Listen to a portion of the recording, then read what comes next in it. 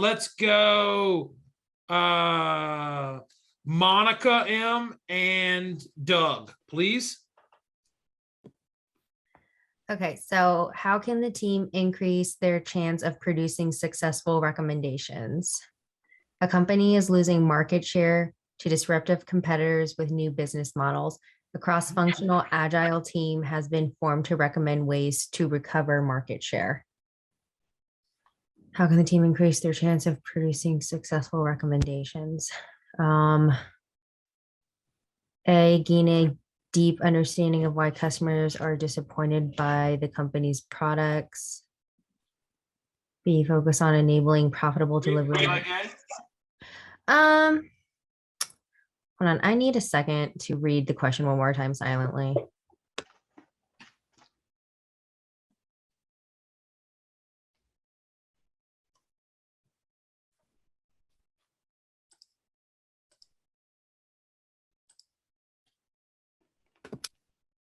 Okay.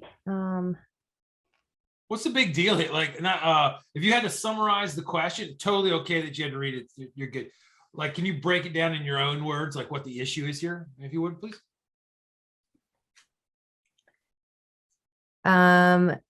So they're losing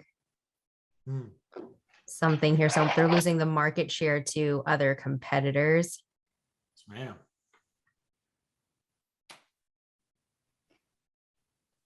Okay. Oh my God, what are we gonna do?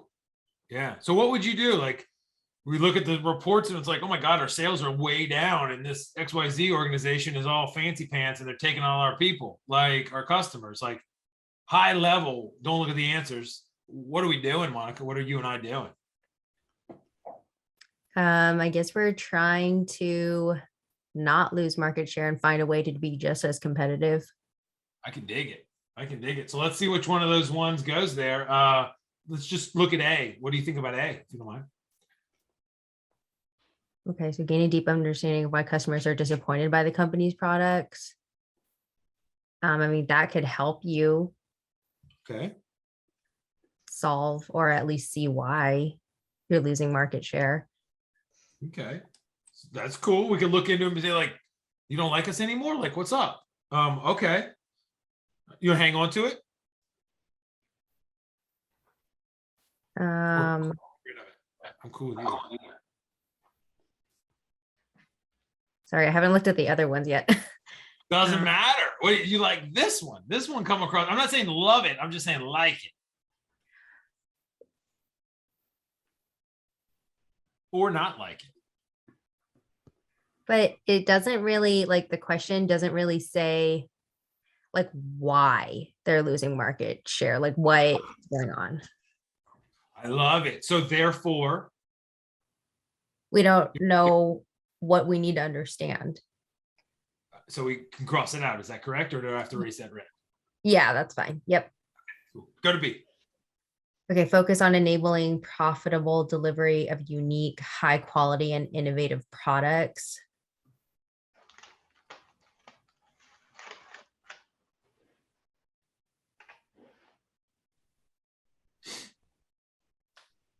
No, I don't think so.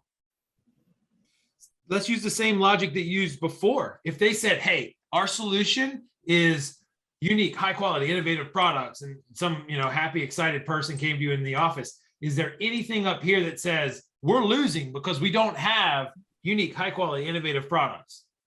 No, because similar to A, like we don't know what the customers like or dislike. I can dig it. So this might work, but we might be just throwing darts in the dark. So, okay. You want to hang on to it or get rid of it? I would get rid of it. Okay, we're out of here. Let's go to C. Okay, understand how the competitors' business models can reach more consumers at a lower cost.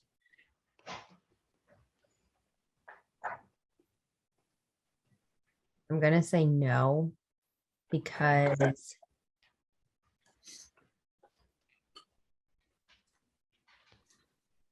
don't know why we're focusing on the other business models when we're trying to focus on ours and why we're losing market share. It's fair. That's fair. I like how you're reading the words and you're analyzing those things. Is it the actual solve? So cool. Let's hope D's right, or we got to go back. We'll figure it out. Then D, focus on understanding the value consumers seek.